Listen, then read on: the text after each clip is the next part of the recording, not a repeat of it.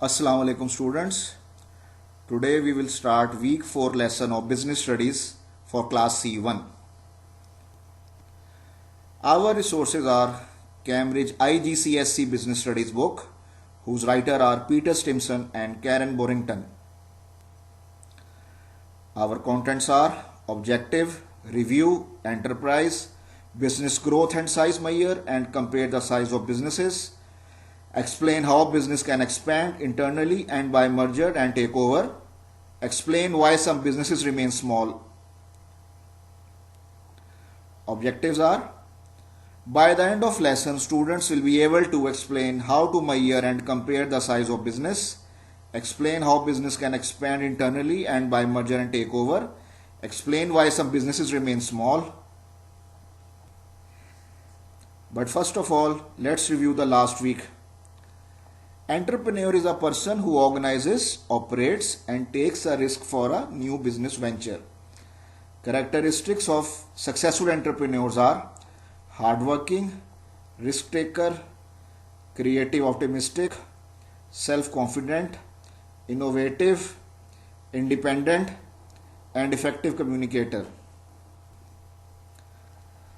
Business plan is a document containing the business objectives and important details about the operations, finance, and owners of the new business. Comparing the size of business. Business can vary greatly in terms of size. On the other hand, firms can be owned and run by a single individual. At the other extreme, some businesses employ hundreds of thousands of workers all over the world. Some firms produce output worth hundreds of dollars a year, whilst the biggest businesses sell goods valued at billions of dollars each year.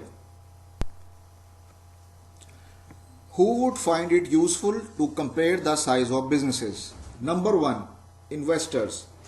Before deciding which business to put their savings into. Number 2. Governments. Often there are different tax rates for small and large businesses. Number 3. Competitors. To compare their size and importance with other firms. Number 4. Workers. To have some idea of how many people they might be working with. Number 5. Banks.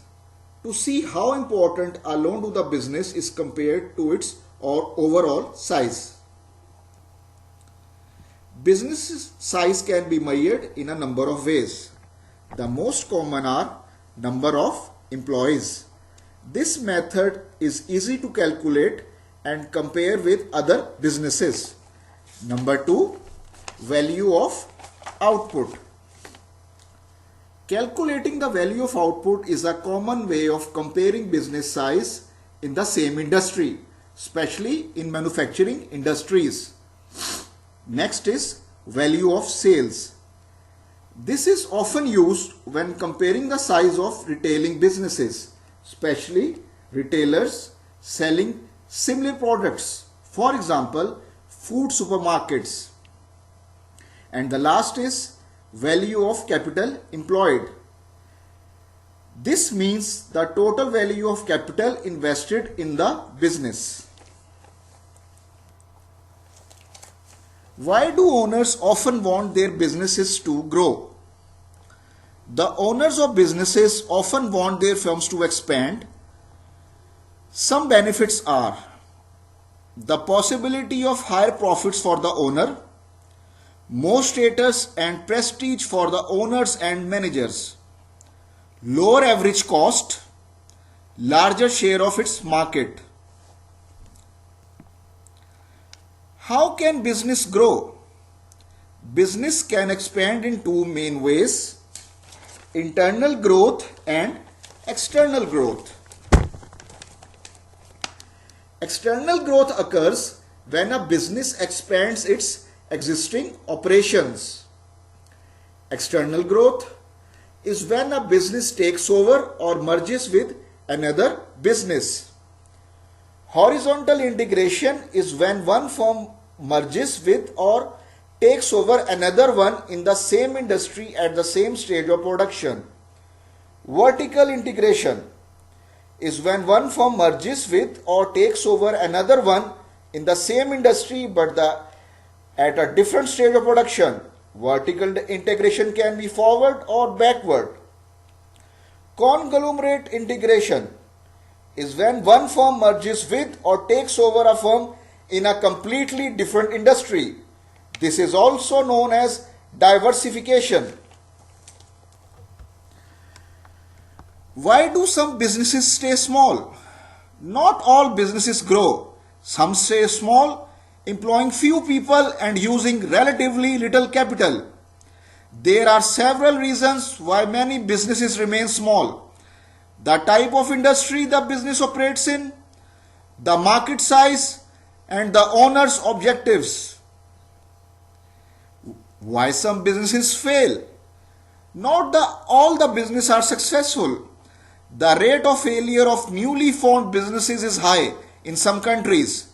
The main reasons why some businesses fail are poor management, failure to plan for change, poor financial management, over expansion, and risks of new businesses startups. Summary. In this chapter you have learned how the size of business is measured, how a business can grow, problems resulting from business growth, reasons why some businesses remain small, and why some businesses fail. Assignment. Question number 1. Explain why some businesses remain small. Question 2. Discuss the possible reasons of a business failure. Okay students, best of luck. Allah Hafiz.